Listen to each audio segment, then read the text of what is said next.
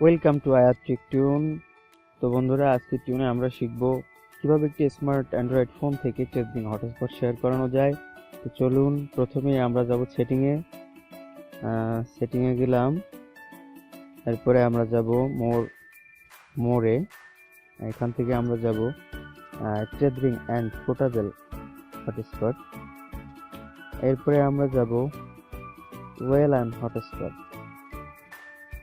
WLAN hotspot on.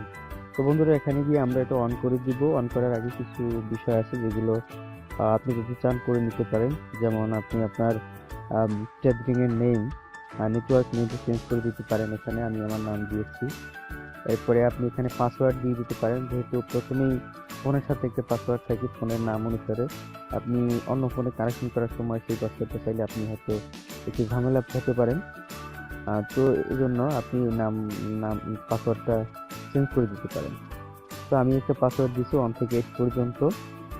আপনি এরকম একটা দিয়ে সেভ করে দিবেন। আমি সেভ করে দিচ্ছি। এরপর আপনি এখান থেকে অন করে দিবেন। অন করে দিয়ে দেখতে পাচ্ছেন উপরে একটা আইকন শো করছে টেস্টিং হটস্পটের। এরপরে আপনি এখানে গিয়ে আপনার ডাটা অন করে দিবেন। ডাটা অন করে দেওয়ার পর যে ফোনে আপনি ওয়াইফাই নেবেন, একটা হটস্পট নেবেন, সেই ফোনের আপনার ওয়াইফাই চালু করে দিবেন এবং সেখানে আপনার যে নেম দিবেন, নেটওয়ার্ক নেম, সেই নেমটা শো করবে। এরপরে আপনি ওখান থেকে কানেকশন দিবেন। তো বন্ধুরা, লাইক অ্যান্ড সাবস্ক্রাইব করে পাশে থাকবেন। যদি টিউনটি ভালো লাগে অবশ্যই কমেন্ট বক্সে জানাবেন। ধন্যবাদ।